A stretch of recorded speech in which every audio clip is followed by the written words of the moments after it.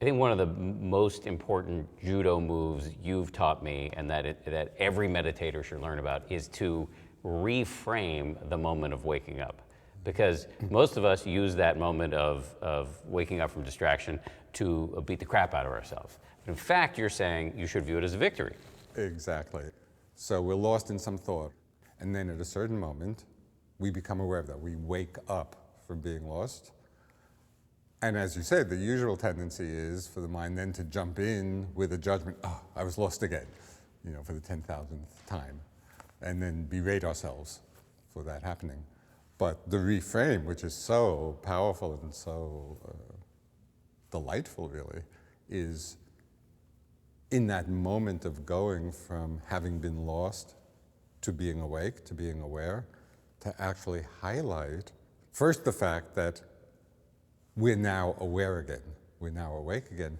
And the beauty of this practice and the transformation of seeing the wandering mind as a problem to, in some ways, seeing it as a gift is precisely in that moment that for as many times as we get lost in a thought, that same exact number of times do we, at some point, awaken from being lost.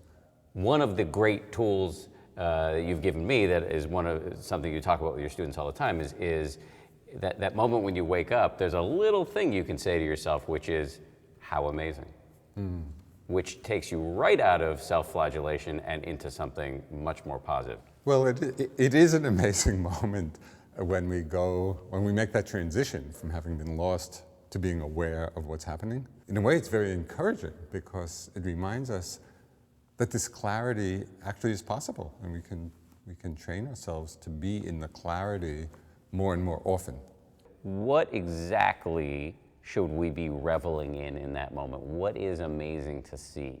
That our mind has this capacity to be wakeful, to be aware, and that we can experience it many, many times a day. It's not something that we have to be practicing meditation for 20 years to get a glimpse of. Every single time we come out from being lost in a thought, we wake up from being lost, right in that moment, we are having that experience of awareness, of clarity. The problem is that most people just pass over it. They don't take they don't have that moment's pause or reflection, oh, how amazing this is. And so they actually miss the depth or the profundity of that transition.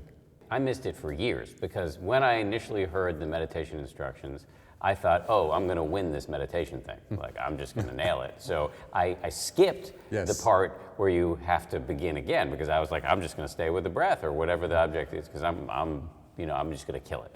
And of course, that is a recipe for all sorts of disasters, which I, could fill a book with, and in fact did. But if we take to heart the notion that we have to begin again, we then open ourselves up to seeing something very powerful. Yes. We do have, and I don't know if you recall this from working here before, trains. So once in a while we will have to stop. Unless we say, you may notice that there's a train in the background. Yes. You can make that the object of your awareness. That will require some good karmic timing.